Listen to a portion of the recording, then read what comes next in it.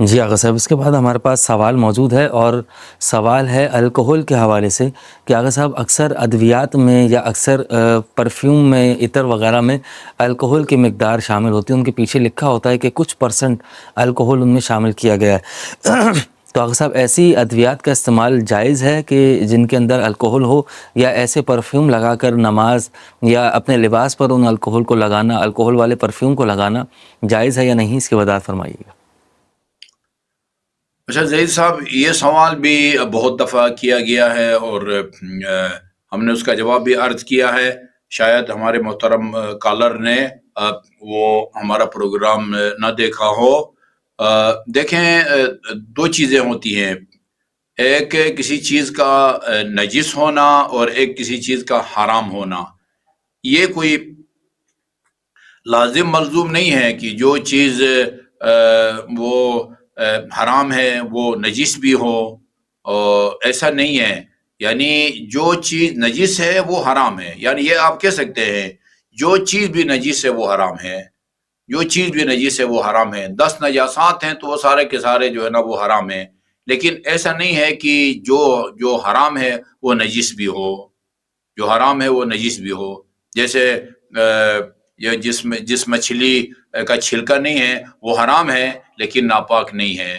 سانپ یقیناً جو ہے نا وہ حرام ہے لیکن وہ ناپاک نہیں ہے۔ سانپ کو آپ کا گیلا ہاتھ اگر لگ جائے تو، یا چھپکلی کو آپ کا گیلا ہاتھ لگ جائے تو وہ جو ہے نا آپ کا ہاتھ ناپاک نہیں ہوگا۔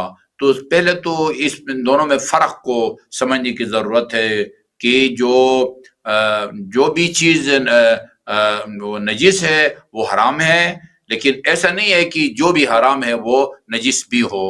یہ الکوہل بھی انہی چیزوں میں آتا ہے۔ الکوہل حرام ہے، اس کا کھانا حرام ہے، مٹی کا کھانا جس طرح حرام ہے، سانپ کا کھانا جس طرح حرام ہے، چھپکلی کا کھانا جس طرح حرام ہے، اسی طرح جو ہے نا وہ الکوہل بھی حرام ہے لیکن ناپاک نہیں ہے، ناپاک نہیں ہے۔ الکوہل کا کوئی قطرہ آپ کے جسم کے اوپر گرے تو اس کو پاک کرنے کی ضرورت نہیں ہے، وہ الکوہل ناپاک نہیں ہے۔ شراب کی طرح، پیشاب پاخانہ کی طرح وہ ناپاک نہیں ہے، البتہ وہ حرام ہے۔ لیکن سوال یہ ہے کہ کیا اگر حرام چیز کو کھانے میں شامل کیا جائے، سالن میں شامل کیا جائے، دوائی میں شامل کیا جائے تو وہ بھی اس کا کھانا حلال ہوگا یا حرام ہوگا؟ الکوہل اگر ناپاک اگر ہوتا، نجس ہوتا، یعنی خون کی طرح، پیشاب پاخانے کی طرح، تو ایک بالکل قطرہ، آدھا قطرہ بھی اگر آپ کے جو ہے نا وہ بدن کے اوپر گرتا یا دوائی میں شامل ہوتا یا کھانے میں شامل ہو جاتا تو وہ اس کا کھانا جو ہے نا وہ حرام ہو جاتا۔ لیکن چونکہ وہ صرف حرام ہے، ناپاک نہیں ہے، اس کے بارے میں جب پوچھا گیا ہے ہمارے مراجع سے کہ ایک دوائی کی جس میں الکوہل شامل ہے، جو پاک تو ہے لیکن حرام ہے، تو آیا اس دوائی کے استعمال جائز ہے یا نہیں ہے؟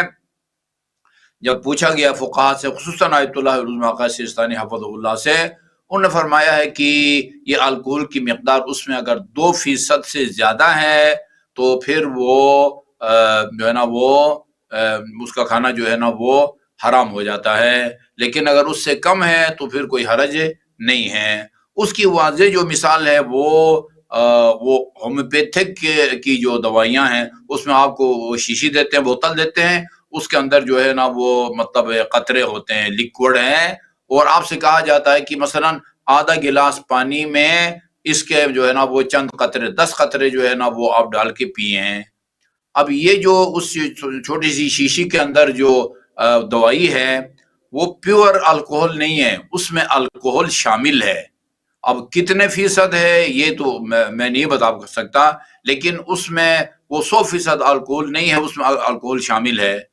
اس کو جس میں الکوہل شامل ہے، اگر آدھا گلاس پانی میں اس کے 10 قطرے اگر ڈالیں گے تو اب اس پورے آدھے گلاس میں الکوہل کا جو پرسنٹیج ہے وہ کتنا جو ہے نا بچتا ہے؟ میرے خیال میں وہ 0.2 میں جاتا ہے، 1% بھی جو ہے نا وہ نہیں بنتا۔ تو اصول یہ ہے، کلیہ یہ ہے کہ آپ کے کھانے میں الکوہل جو شامل ہے اگر 2% سے زیادہ ہے تو وہ حرام ہے، اور اگر اس سے کم ہے تو وہ حلال ہے۔ اور جہاں تک نجاست طہارت کا تعلق ہے، یعنی پوری شیشی بھی الکوہل کی جو ہے نا بوتل آپ کے کپڑوں کے اوپر گرے تو وہ ناپاک نہیں ہوگا. اسی طرح جو یہ آپ کے جو ہے نا وہ عطر وغیرہ پرفیوم اس میں اگر شامل ہے چونکہ وہ کیا کہتے ہیں پاک ہے, وہ جتنا بھی آپ اس کو لگائیں جسم پر وہ ناپاک نہیں ہوگا.